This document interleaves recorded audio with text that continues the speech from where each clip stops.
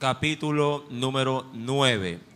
Segundo libro de los Reyes, capítulo número 9. Vamos a leer desde el verso 14 en adelante de manera antifonal, solamente para poder considerar el contexto. Segundo libro de los Reyes, capítulo número 9, verso 14 en adelante. ¿Lo tiene? Y leemos la palabra del Señor. Lo hacemos en el nombre del Padre, del Hijo, y del Espíritu Santo. Así conspiró Jehú, hijo de Josafat, hijo de Ninsi, contra Jorán.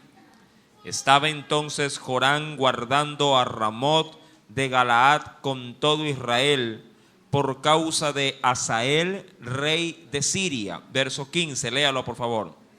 Sí, hola. Amén. Sí.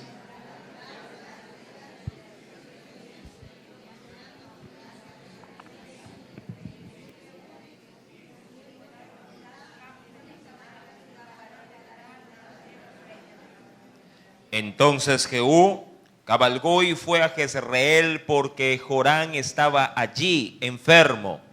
También estaba Ocosías, rey de Judá, que había descendido a visitar a Jorán. Verso 17.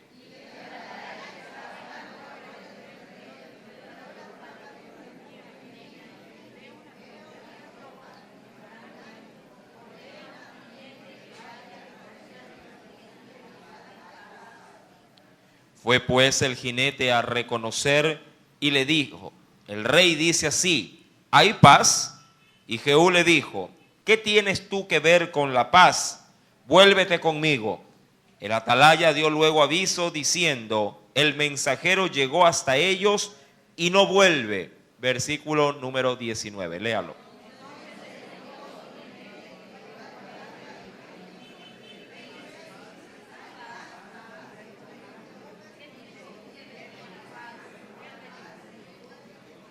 El atalaya volvió a decir: también este llegó a ellos y no vuelve.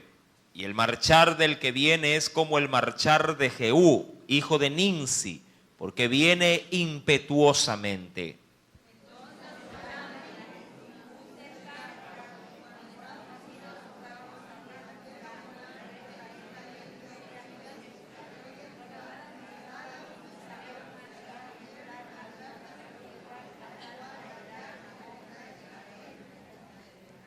Cuando vio Jorán a Jehú, dijo: ¿hay paz, Jehú?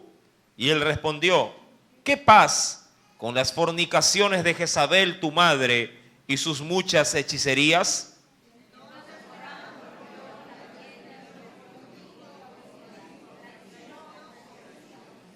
Pero Jehú entensó su arco e hirió a Jorán entre las espaldas, y la saeta salió por su corazón, y él cayó en su carro.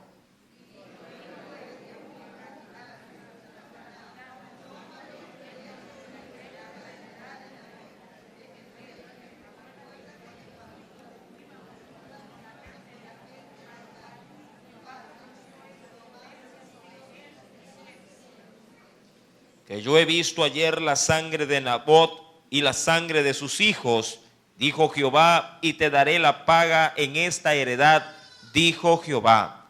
Tómalo pues ahora y échalo en la heredad de Nabot, conforme a la palabra de Jehová. Todos el versículo número 27, por favor.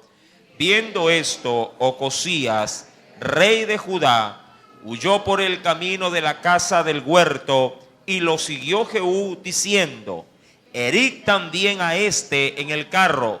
Y le hirieron a la subida de Gur junto a Ibleam, y Ocosías huyó a Megiddo, pero murió allí. Inclinemos nuestro rostro y oremos al Señor. Padre, en el nombre de Cristo Jesús, te damos gracias en esta hora por habernos permitido, oh Dios, conforme a la gracia y a la misericordia que tú nos concedes, Padre, el estar aquí, Señor amado, en tus atrios. Permítenos, Espíritu Santo, Padre, que en esta preciosa noche tu pueblo, cada uno de ellos, Señor amado, el poder ser ministrados, Señor, con tu gracia y tu misericordia. Te suplico, mi Dios, que tú manifiestes en esta noche, mi Dios bendito, Padre, un milagro, Padre, conforme a la necesidad de cada uno de tus hijos. Señor amado, que en esta noche tú tomes el control de todos nuestros pensamientos, que nada nos distraiga, que nada pueda interrumpir, oh Dios, esta comunión que debemos de tener para contigo. Espíritu Santo, que conforme pues a tus misericordias en este tiempo, no solamente nosotros, sino cada pequeño, Padre, pueda ser ministrado conforme, oh Padre celestial, de tu gracia y de tu misericordia. Te lo suplico en el nombre de Jesús. Amén y amén. Bien, cuando vamos al segundo libro de los Reyes, hemos leído obviamente desde el capítulo número 9, verso 14 en adelante. Es necesario recordar que la muerte que tuvo, en este caso Jorán, fue una muerte muy particular, la cual Dios no olvidó en los tiempos de Acab. Usted creo que ya el viernes anterior debió haber analizado la muerte de este primer rey, hablando de los dos que están juntos, hablando de Ocosías y de Jorán. Recordará usted en estudios ya mucho más anteriores a este, de qué manera Acab había deseado una viña para poder allí sembrar, diríamos a su antojo, algún tipo de hortalizo, de fruta. Simplemente se puso en su corazón el desear o en el codiciar algo ajeno. La mujer de este, como usted lo sabrá, Jezabel, fue la que fraguó una especie de complot contra Nabot e hizo que lo mataran en un ayuno general que tuvo el pueblo. Una vez muerto él, la viña fue a pasar a las manos, en este caso, de Acab. Pero Dios, mi querido hermano, no olvidó esta situación. Y ahora vemos a un Jorán, hijo obviamente de Acab, o descendiente de ese rey, siendo prácticamente muerto en ese mismo lugar, en ese mismo, diríamos así, valle de Nabot. Ahora bien, cuando vamos al capítulo número 9, verso número 27, ahora vemos al segundo rey. Recordará usted que si Jorán era rey en Israel, siendo su capital Samaria, pero Ocosías lo era en el reino del sur. Amén. Y obviamente rey de Judá, o su capital en Judá. Dice pues en el verso 27, viendo Ocosías, rey de Judá, huyó por el camino de la casa del huerto, obviamente del huerto de Nabot, y lo siguió, dice la escritura, Jehú, diciendo, herid también a en el carro. Y le hirieron, dice la escritura, a la subida de Gur junto a Ibleán, y Ocosías huyó a Megiddo, pero murió allí. Cuando vamos al segundo libro de las Crónicas, es necesario también considerar lo que nos menciona en este precioso libro. En el capítulo número 22, algo adicional también nos dice el Señor desde el versículo número 7 en adelante. Segundo libro de las Crónicas, capítulo 22, verso 7 en adelante nos dice, pero esto venía, dice la escritura, ¿de parte de quién? Si bien es cierto, en este caso Jehú, que había sido general del ejército de Jorán, recibió un mensaje, como usted ya lo debe de reconocer, de parte del profeta Eliseo para que pueda ser rey. Fue ungido como rey, antes de serlo. No esperó mucho para que, diríamos, su reinado viniera hacia él. Él lo quiso tomar de una manera apresurada y de manera violenta. Él da muerte a Jorán, rey de Israel, y ahora también le da muerte, ¿a quién? A Ocosías, rey de Judá, y con eso él se consagrará rey sobre todos los dos reinos, tanto del norte como del sur. Dice la escritura pues en el verso 7 que todo esto venía de Dios para que Ocosías fuese también, ¿qué cosa? Fuese destruido, viniendo ¿a quién? A Jorán. Mi amado, Dios fue celoso. Dios no quiso bajo ninguna circunstancia que el reino del sur se contaminase con el reino del norte. Pero las alianzas, como ya lo hemos visto en estudios anteriores, a través de los matrimonios que se dieron entre estos dos reyes, dando su hijo y dando su hija en casamiento, fue el punto, diríamos, o fue la gota que derramó la paciencia de Dios y sentenció a largo plazo la destrucción de ambos reinos. Pues ahora vemos a Jehú como la mano vengadora de Dios sobre estos. Y dice la Escritura, para que fuese destruido viniendo a Jorán. Porque habiendo venido, salió con Jorán contra Jehú, hijo de Ninsi, al cual Jehová había ungido para que exterminara a la familia, dice allí, ¿de quién? A la familia de Acab. Verso número 8. Y haciendo juicio contra la casa de Acab, halló a los príncipes también de quién, de Judá, y a los hijos de los hermanos de Ocosías que servían a Ocosías, y los terminó, dice la Biblia, matando, y los mató. Y buscando a Ocosías, dice aquí, el cual se había escondido en Samaria, lo hallaron y lo trajeron a Jehú y le mataron y le dieron sepultura, porque dijeron: es hijo de Josafat, quien de todo su corazón buscó a Jehová. Y la casa de Ocosías no tenía fuerzas para poder retener, en este caso, ¿qué cosa? El reino. Es decir, que no hubo un sucesor. Y Jehú obviamente se vio coronado, sí, con ambos reinos. Cuando volvemos al segundo libro de los Reyes, y sabiendo que Dios está obrando de manera justiciera en estos dos reyes, vamos al versículo número 28 y nos dice: y sus siervos le llevaron en un carro, es decir, a Ocosías, a Jerusalén, y allá le sepultaron con sus padres en su sepulcro en la ciudad de David. Él dice aquí, en el 11º año de Jorán, hijo de Acab, comenzó a reinar, obviamente, Ocosías sobre Judá. Y eso ya al término. Para aquel entonces estamos hablando entre los años 841 y 815 antes de Cristo. Mi amado, conforme a la palabra de Dios, sí, hablando de Jehú, se volvió, como le mencionaba, sí, se volvió el verdugo de estos dos reyes. Si bien es cierto, Ocosías no era un rey tan perverso como sí lo era Jorán, sí, la mezcla, o diríamos la amistad de estos dos, hizo peso para que él también recibiera castigo. Y eso hoy por hoy sí me da a mí una gran lección espiritual. Yo necesito, mi amado hermano, cuidarme con qué entorno me rodeo. Si bien es cierto, usted puede ser carismático, puede ser amiguero, puede ser extrovertido, puede ser una persona amena y cordial con muchos, no necesariamente ese tipo de personalidad, si no sabe elegir su entorno, le puede ir de bien para su vida. Mucha gente, aún en la actualidad, con las leyes que tenemos, si sancionan inclusive la asociación ilícita. Mírenlo de esa manera. No necesariamente, si usted es una buena persona, si no sabe elegir su entorno, se puede ver inmiscuido en grandes problemas. Mi amado, y eso le pasó a Ocosías y también le pasó a Josafat. Sí, mi amado, usted tiene que ser prudente y sabio a la hora de poder buscar a alguien como amigo, alguien inclusive como familia que esté a su lado. No todos nuestros familiares son de buena, diríamos en sí, de una buena fama, por así decirlo, o de buena influencia.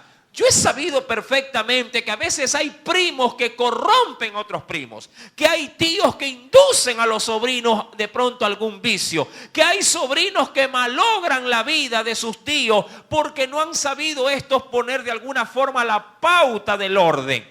Mi amado hermano, este es un vivo ejemplo de cómo un mal puede terminar, sí, sin que tú lo busques, puede llegar a alcanzarte también a tu vida. Y eso fue lo que le pasó a Ocosías. Buscó ser amigo de Acab y estuvo en el momento menos adecuado cuando Jehú estaba obviamente queriendo exterminar la casa de ¿quién? La casa de Acab. si en este caso, si Ocosías se hubiese quedado en su reino con su gente, no hubiese ocurrido con él una tragedia. Mi amado, volviendo pues a la escritura, quisiera adentrarme en el tema, la verdad que en esta noche quiero topar, que es con respecto a la destrucción de Jezabel. Es necesario entender, mi querido hermano, de que si Jehú ha de ser de parte de Dios el instrumento para llevar a cabo la aniquilación de la perversión dentro de toda la nación de Israel. No nos asombre, mi amado hermano, si Dios en algún momento toma, si fuera posible, hasta un inconverso para hacer notorio su poder aún sobre el pueblo de Dios.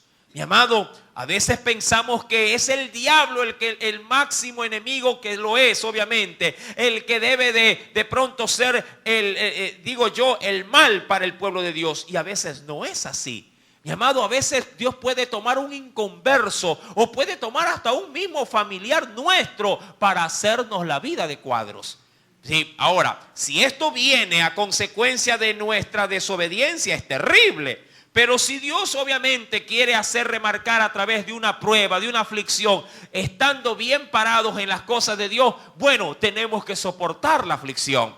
Ahora bien, en el capítulo número 9 de Segunda de Reyes, verso número 30, dice pues la escritura: vino después, es decir, luego de haber dado muerte a los dos reyes, vino después, ¿quién, mi amado hermano? Jehú vino a este lugar que se volvió básicamente el punto neurálgico, dentro diríamos de la mano vengadora de Dios, Jezreel. Vino después Jehú a Jezreel. Y cuando Jezabel lo oyó, ¿qué hizo esta mujer? Dice la Biblia, se pintó los ojos con antimonio, no con el demonio, tengamos presente esto, con antimonio, y atavió su cabeza y se asomó, dice la escritura, a una ventana. Mi amado, esta mujer, a la verdad, yo digo, hay mujeres y mujeres, pongámoslo de esa manera. Hay mujeres que son de casa, que son hogareñas, que son de gran virtud. No digo con esto, no quiero desestimar, no quiero que me malentiendan, no quiero desestimar a la mujer, pero quiero irme al otro extremo. Estoy hablando de extremos a extremos, sí, del norte al sur. Y yo sé que en la media entra o encaja la gran mayoría de las mujeres. Pero queriendo ir de extremo a extremo, hay mujeres que son sumamente mujeres, en el sentido de que son hogareñas, son hacendosas, limpias, detallistas, son obviamente mujeres que brillan por lo que son, hacen honor a su feminidad. Hay otras que no lo son tanto, que no pueden ni siquiera freír un huevo, ¿sí? Pero de eso, obviamente, al extremo o al otro polo, hay mujeres que son el mismo diablo. Igual pasa con los hombres. Sí, pero hoy, como voy a hablar de Jezabel, me voy a enfocar en Jezabel. Sí, así que no se va a sentir por ahí susceptible. Vamos a hablar de Jezabel. Ahora, si usted se identifica con Jezabel, ya eso es otra cosa.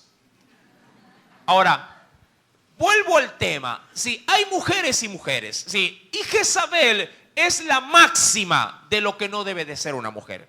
¿Sí? Ojo, de lo que no debe de ser una mujer. No necesariamente porque hoy estamos hablando acerca de ella, sino porque debemos de aprender una lección espiritual a través de esta perversa mujer. Para no siquiera pensar, mi amado hermano, en tomar ciertas tendencias, de Jezabel, en función obviamente de lo que ella trata de hacer para poder permanecer en el reino. Mi amado, dice pues la escritura, acompáñeme por favor al segundo libro de los Reyes. Luego los iremos también a los proverbios, porque es necesario ver todo esto.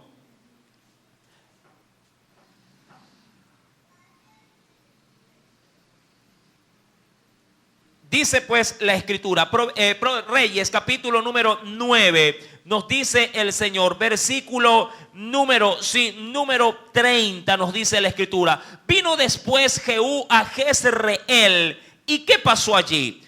Dice pues la palabra del Señor, ¿sí? Y cuando Jezabel lo oyó, ¿qué hizo esta mujer?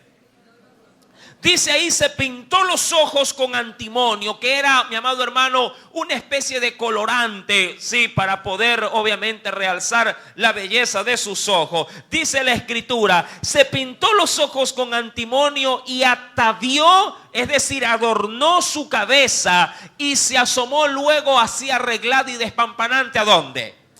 Sí, se arregló y se asomó a una ventana. Ahora, estas características de las cuales Dios nos las hace saber, no lo pone aquí solamente como una referencia, sino que este tipo de manifestaciones eran mal vistas en un entorno, hablando del Medio Oriente. Una mujer judía o una mujer oriental no, diríamos, se exponía a este tipo de, diríamos, de, qué sé yo, de manifestaciones, de exhibirse públicamente, porque dentro de la cultura oriental y judía, la mujer siempre guardaba el recato, guardaba, diríamos, la inocencia, guardaba la privacidad.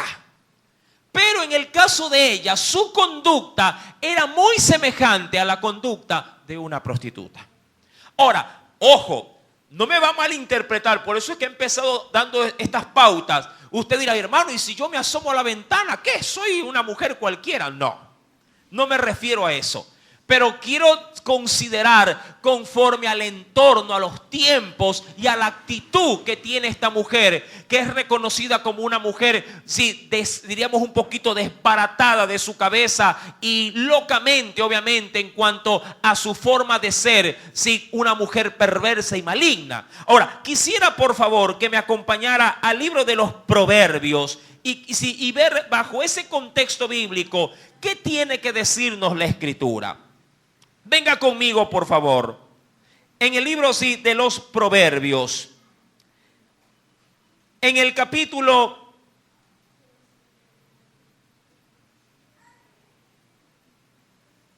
número 7. Proverbios capítulo número 7. ¿Lo tiene? Dice pues la Escritura. Y ojo, y aquí va la referencia. Voy a leer desde el verso 1, pero quiero llegar más adelante, sí, hasta el verso 6 sobre todo. Dice el versículo primero: hijo mío, y va la advertencia, en este caso en particular, para el varón.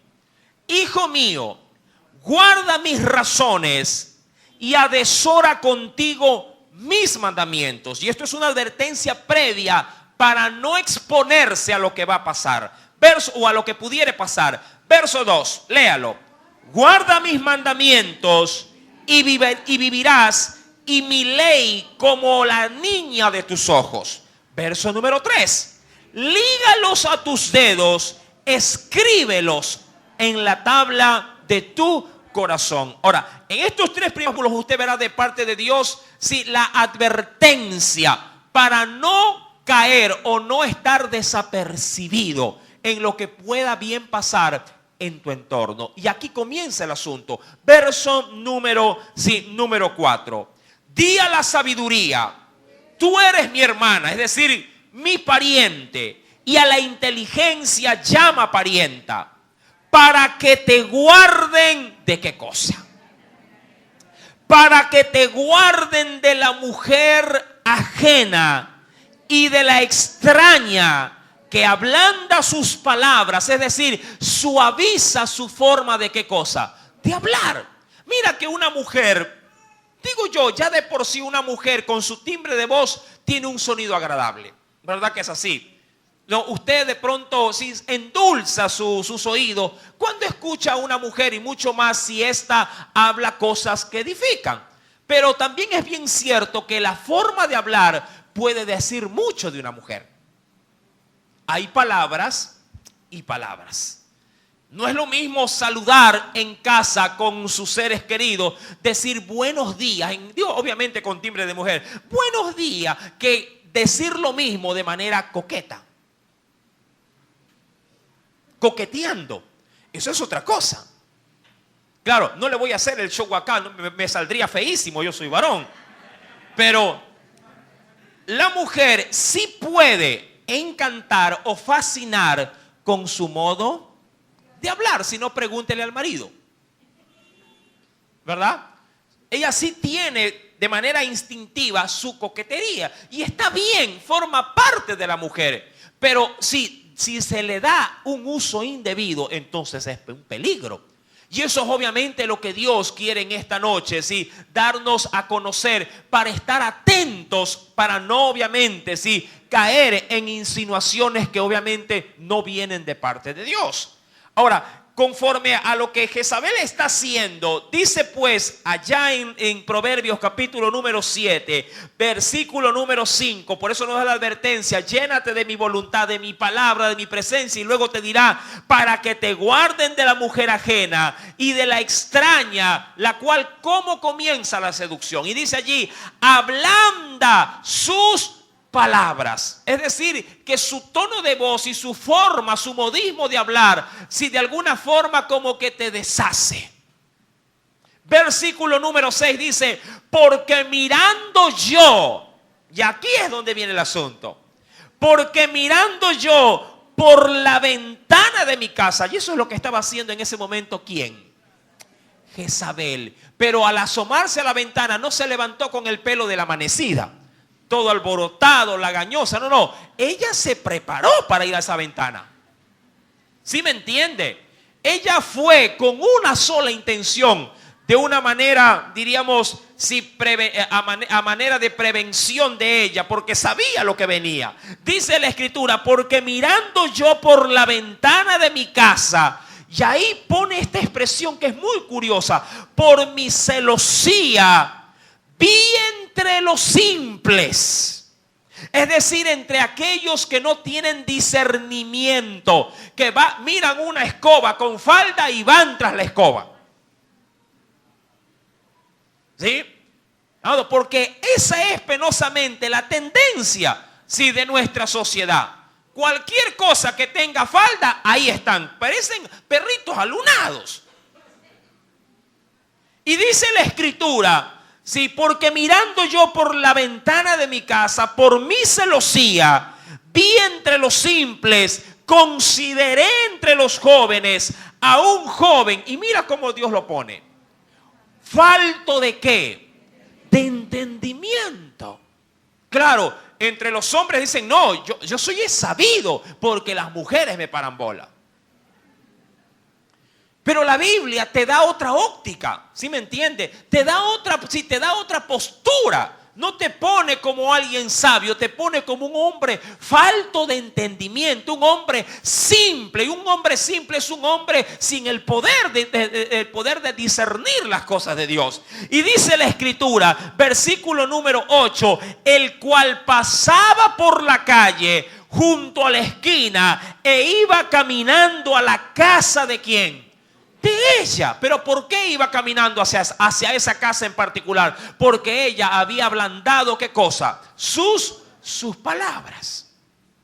Y dice la escritura, a la tarde del día, cuando ya oscurecía, en la oscuridad y en las tinieblas de la noche, cuando he aquí una mujer le sale al encuentro con atavío de ramera, y dice allí, astuta de corazón, alborotadora y rencillosa, sus pies no pueden estar en casa. Es como diría alguna madre, diría, este está como diablo en botella, no se halla en la casa. Así a veces se ponen los muchachos también. Mi amado, unas veces, dice la Biblia, está en la calle, otras veces en las plazas, acechando por todas las esquinas. Y dejamos allí ese escenario y volvemos a Reyes. Segundo del libro de Reyes, capítulo número 9, verso 30, dice, esta mujer escuchó obviamente todo lo que había pasado. ¿Y qué cree que ella ya sabía? Que su marido, ¿sí?, obviamente, o la descendencia de su marido, su hijo, había sido eliminado. También se enteró que Ocosías había sido muerto. Y ella, ¿qué pensó en ese momento? ¿Cómo salvo mi vida? ella de pronto en ese momento dijo, bueno, quienes me amparaban ya no están aquí. ¿Qué podré hacer? Y ella pensó y dijo, ya sé lo que voy a hacer. Voy a recurrir a mis viejos encantos. Voy a seducirlo. Claro, dicen por ahí, no hay mujer fea, sino mal arreglada. Mire que eso lo dicen ustedes, no nosotros. Nosotros lo repetimos nada más. Y ella hace eso. Se arregla, sí, diríamos que se exhiben en la ventana y está lista para poder recibir ¿a quién? A Jehú. Posiblemente pensando en que si le atraigo, aseguro, sí, mi vida y aseguro también un puesto en el reino. Versículo número 31. Y cuando entraba Jehú por la puerta, mira, es ella lo que dice. Ella le dijo, sucedió bien a Sinri, es decir, al hijo de Sinri, él era el hijo. Sucedió bien o le fue bien así al hijo de Sinri, que mató a su señor. Mi amado, estas palabras, no sé, pero yo creo que son gestadas del mismo infierno. Porque cuando ella le dice a Jehú, le sucedió bien a Sinri, o al hijo, porque Jehú era hijo de Sinri, mi querido hermano, ella está hablando de que han matado a su hijo. Porque Jorán, a la larga, era descendiente de ¿quién? De Acab. Pero a ella le pesa más su propia, diríamos, vida, que sí, que la desgracia de la vida de sus hijos o de sus descendientes por último. Y ella de alguna forma, mi amado hermano, tira a sus espaldas lo que es como mujer y como principio, sí, lo pone por el piso y lo único que quiere es obtener de parte de Jehú su aprobación. Es salamera al hablar. Es melosa, está alborotada de alguna forma, sí, con su pintura y con su peinado ostentoso para de alguna forma cautivar la mente o por lo menos el corazón. ¿De quién? De Jehú. Y ella dice, acompáñeme por favor, versículo 31. Ella le dice, sucedió bien a Sinri, que mató a su señor. Alzando entonces, ¿quién? La vista. ¿Quién? Jehú, obviamente. Alzando él entonces su rostro hacia la ventana, vio el cuadro, vio a una mujer sentada allí, bien, diríamos, bien perfumada, bien arreglada, sí, y hablando en tono suave y conforme al deseo del corazón, obviamente, de Jehú. Alzando él entonces su rostro hacia la ventana, dijo, ¿quién está conmigo? Ahora, esta pregunta, si usted la asocia a las preguntas anteriores que él venía haciendo cuando fue con su primer batallón para ir al encuentro de Jezreel con el rey, usted recuerda, mi amado hermano, que todo el mundo que iba a verlo, ¿qué decía? ¿Qué decían los atalayas cuando venía Jehú? ¿Hay paz, Jehú? Dice, ¿qué paz va a haber? Ven conmigo. Y si no venía, estaba implícito. Y si no te me unes, te aniquilo. La pregunta estaba, digamos, la respuesta estaba de más. ¿Qué paz va a haber? Y por eso de esta mujer astutamente le dice, le ha ido bien a mi señor. Es astuta de corazón. Mi amado, y es allí donde, sí, versículo 32 dice, ¿quién está conmigo? ¿Quién? Le dice. Y se inclinaron hacia él 2 o 3 eunucos. Él hizo, mi amado hermano, la propuesta. No a Jezabel, sino a los que estaban con Jezabel. ¿Quién está conmigo? Yo me imagino que la mujer estaba allí embalconada y junto a ella obviamente sus eunucos, que eran hombres capados, sí, cortados en este caso sus testículos, para que de alguna forma reservaran el harén que tenía el rey. Y son ellos los que se asoman al ver a Jehú. Ante la pregunta de le dice, ¿quién están conmigo? Y estos no dudan, dice el versículo número 33. Y él les dijo, echadla abajo. ¿A quién? a la que estaba bien adornada y bien perfumada. Dice, y él les dijo, echadla abajo. Y ellos la echaron y parte de su sangre salpicó en la pared y en los caballos. Y él, aún para rematar bien el asunto, la atropelló. Le tiró todo el carruaje encima para que se hiciera pedazos. Mi amado, esta mujer cosechó todo lo que había sembrado. Todo lo que había sembrado. Era una mujer, mi amado hermano, que Dios, muchos se preguntarán, ¿y por qué Dios no mató a esta mujer anteriormente? Usted debe de entender que los reyes, muchos reyes cayeron por esta mujer. Y descendientes de esos reyes vieron el fracaso en sus imperios, influenciadas por esta mujer. Una mujer puede ser de gran bendición si sabe criar a sus hijos, por ejemplo. Si sabe forjar un hogar, si realmente, como lo dice Proverbios 31, si es la mujer sabia que edifica su casa. Pero una mujer, mi amado hermano, desatinada, una mujer que no guarda las espaldas de su hogar, las espaldas de su marido, puede ser también, mi amado, una daga, un puñal clavada por la espalda. Yo entiendo que en este lugar hay mujeres de honor.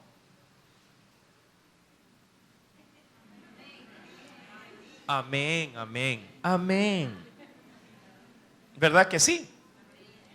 Amén. Otras ya ni hablan. Yo entiendo que usted en Cristo Jesús es una mujer de honor. Una mujer que ha entendido, sí, qué es lo que a Dios le agrada y lo hace. Pero también entiendo en el entorno en el cual vivimos que hay mujeres que han perdido su valor y su esencia. También eso es cierto. Hoy por hoy voy a dejar a los hombres a un lado, porque estoy con Jezabel acá. ¿Qué puedo hacer? No me lo puedo brincar. Hay mujeres que son de honra, pero hay mujeres que traen deshonra al matrimonio. Que si bien es cierto, yo sé que muchas pueden ser que estén sufriendo o aguantando una relación. Mi amado, pero tú escogiste a ese varón. Yo sé que tú no te casas con la enfermedad, tú no te casas con la desgracia, tú no te casas con la miseria, no te casas con el problema. Uno se sobreentiende que cuando se casa es con alguien que va a ser feliz, que la va a apoyar, que la va a tener ahí, lo va a tener ahí las 24 horas, que va a ser un compañero, que va a ser alguien de utilidad, alguien en el cual puedes de pronto arrimar tu cabeza y llorar y él te va a consolar. Pero en el proceso vemos que la situación no es así. Pero no por ello puedes pagar con mal el mal que te hacen. Es bíblico cuando Dios nos dice que al mal hay que vencerlo haciendo el bien. Tú no, como mujer no te puedes poner a la par del hombre que te tocó. Por lo menos así no se evangeliza, así no se predica a Cristo en el hogar. Una mujer es, mi amado hermano, que realmente toma los valores bíblicos, mi amado, atiende a su marido sin importar si el marido es o no el hombre que ella soñó. Mantiene la ropa limpia, plancha, cocina, atiende a sus hijos. Amén. Con harta energía, con harto dinamismo. No se pasa clavada horas de horas viendo novela tras novela, cambiando de canal para terminar la una, empieza la otra. La vida de una mujer cristiana es una vida que está en constante edificación. Se hace tiempo, ¿me entiende? No lo desperdicia. Yo sé que usted no es una máquina, pero entiendo, mi amado hermano, que usted como conocedora del Señor, como una persona que ahora tiene en Dios, sí, el valor y el sitial que Él sí le ha dado. Usted es una persona que está constantemente, y quiero simplemente limitarlo a una sola palabra, está edificando. Edificando. Eso implica mucho, eso implica construyendo, amando, haciendo las cosas correctas. llamando a las cosas como son, a lo bueno, bueno, a lo malo, malo. Y cuando ve algo equivocado, está ahí para alertar y para corregir. Mi querido hermano, hoy por hoy se ha perdido obviamente esa valorización con que antes una mujer, ojo, en tiempos de mucho más machismo que ahora, una mujer era de sacarse el sombrero. No pasaba en las esquinas hablando mal del marido. O por lo menos si el barrio no sabía qué tan cruel o qué tan cordial era el marido. Pero hoy por hoy se quejan, cuentan la vida de los maridos a todo lado. Lo denigran delante de la familia. Él es malo, él es esto, es lo otro. Y uy, ¿qué gana la familia sabiéndolo? Mejor esas mismas palabras, ahórratelas y cuéntaselas a tu Dios orando. Él sí puede cambiar y transformar a tu marido. Amén. El panadero no te ayuda, la comadre menos. Amado hermano, debemos de entender por la Escritura que este tipo de mujeres, hablando obviamente de Jezabel, sí, este tipo de mujeres a la larga terminarán siendo lo que Dios dice que son. Mujeres que a la verdad, si bien es cierto, tienen virtud, la virtud mal administrada puede llegar a descomponerse. Y Jezabel, mi amado hermano, fue una mujer sumamente perversa. En todo el sentido de la palabra. Manipuladora, egoísta, idólatra, amante de los placeres más que de Dios. Fue una mujer sumamente perversa. No pienses muchas veces que porque eres mujer, porque a veces se lo trata de presentar así. No es que como es mujer es vaso frágil. Hay vasos, mi amado hermano, frágiles, terribles. Que a veces lo único que pintan es el de víctima y no son víctimas. Parecen que no tuvieran el mango por la mano y sí lo tienen, pero se hacen ver como víctimas y no lo son. Amén. Amén, marido. ¿Cuántos maridos hay acá? Dígalo con sinceridad. A mí me pega mi mujer y tranquilo, aquí vamos a orar por usted. No hay problema.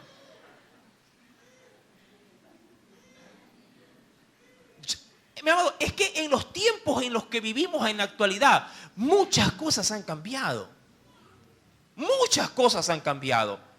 Y este tipo de mujeres manipuladoras que obviamente cosecharon todo lo que habían sembrado, terminan siendo un despojo. Mira lo que dice la Escritura. Versículo número 33. La echaron abajo, dice aquí, parte de su sangre se aplicó en la pared y en los caballos, y él atropelló. Verso 34, entró luego, y después que comió y bebió, dijo a esos mismos eunucos, dijo, id ahora a ver a aquella, y mira, que no sé, pero esto no debe de ser una característica en una mujer.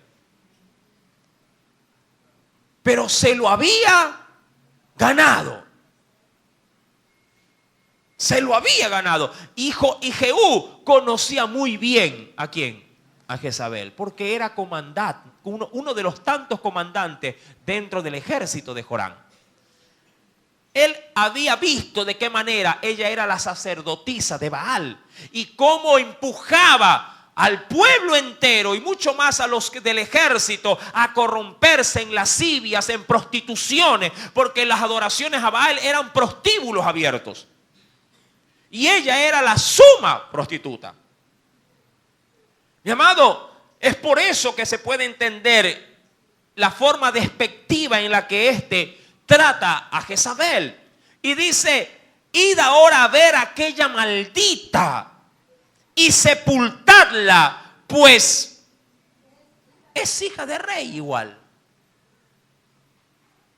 Pero cuando fueron para sepultarla, no hallaron de ella más que la calavera y los pies y las palmas de las manos. Y volvieron y se lo dijeron. Y él dijo, hablando Jehú, esta es la palabra de Dios, la cual él habló por medio de su siervo Elías Tisbita, diciendo: en la heredad de Jezreel comerán los perros la carne de ¿quién? De Jezabel. Primera de Reyes. Acompáñeme. Primer libro de los Reyes. Capítulo número 21. Elías, el gran profeta de Dios, ya lo había proclamado con respecto a Jezabel. Primer libro de los Reyes, capítulo número 21. ¿Lo tiene?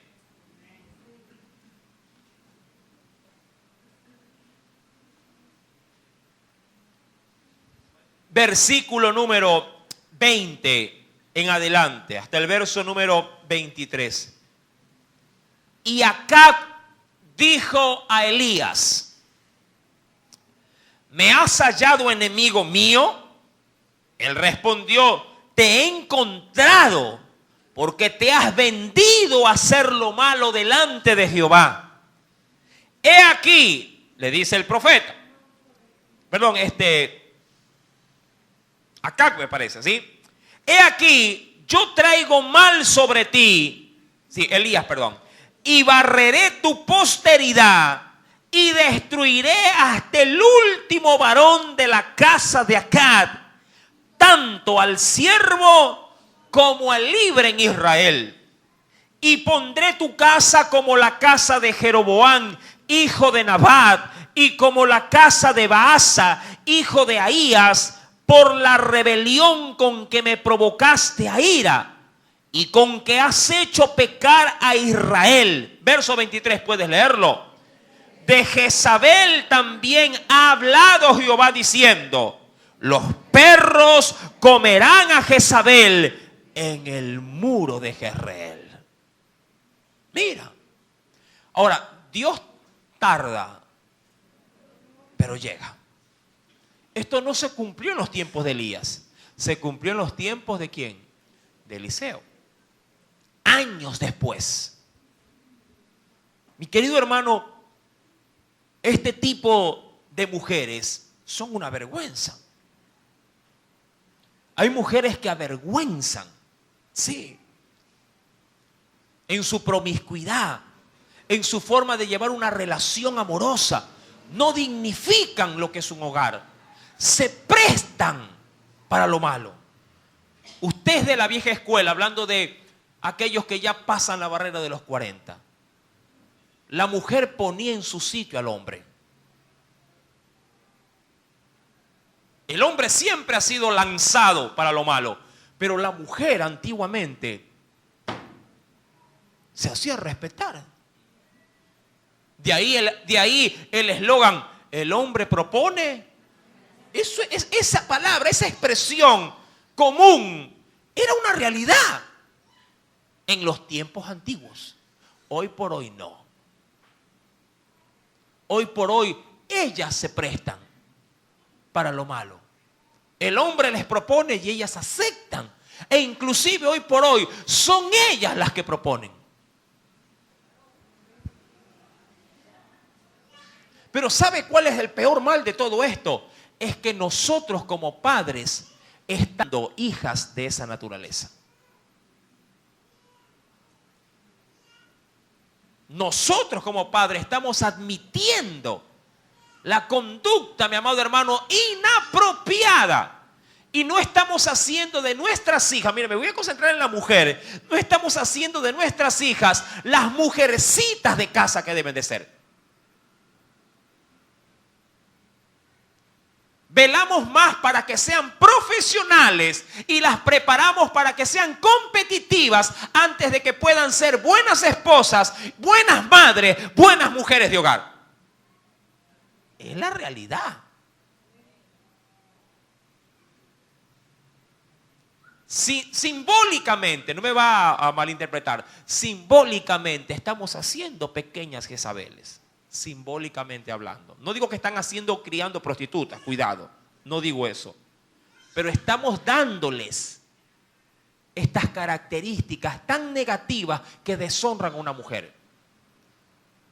Muchachas de 15, 16 años no saben freír ni un huevo a vista y paciencia de las madres.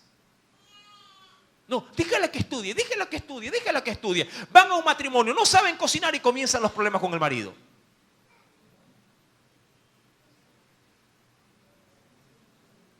Van a criar hijos y no pueden. Tienen que pedir ayuda. No pueden criar a sus propios hijos. Y los delegan para que sean otros los que críen. Y Dios sabrá cómo los estarán criando. Y tú estás contenta porque no tienes la ocupación de lidiar con un muchacho. Cuando lo más glorioso es criar a nuestros hijos. Allí hay bendición. La Biblia me dice a ti y a mí que herencia de Dios son nuestros hijos. ¿Por qué le das tu herencia a un tercero? Es tu herencia, no la del otro. Y voy para los otros. ¿Por qué hacen mal recibiendo hijo ajeno? Somos alcahuetes. A su pretexto de que son mis nietos.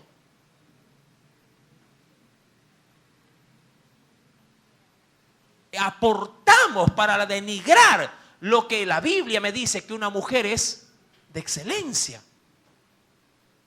Mi amado hermano, si quiere hacerle un bien a sus hijas, no cojan las responsabilidades de ellas. Tú lo pariste, tú lo crías. Amén. Coja a su nieto, disfrútelo, béselo, tírelo para arriba, cójalo. Y una vez que se canse, toma, aquí está. Llévatelo. Yo voy a descansar. Está lindo, sí. ¿Se parece a ti? Sí, a mí se parece, pero toma, es tuyo. Huele feo, cámbialo.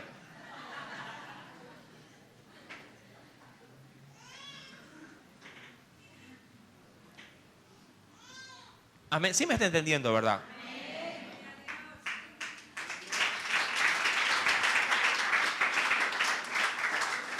Y así Dios cortó a la descendencia de Acab, porque Jehú no solamente se levantará contra los reyes y contra la mujer del rey, luego cumplirá la palabra en contra de los hijos de estos reyes. ¿Querrás saberlo? Si lo quieres saber, ¿de qué manera lo hizo? El próximo día viernes, con la ayuda del Espíritu Santo, si así nos lo permite, estaremos metiendo el dedo en la llaga. Amén. Que el Señor añada mucha bendición a su palabra. Aleluya. Dios los bendiga, amados hermanos.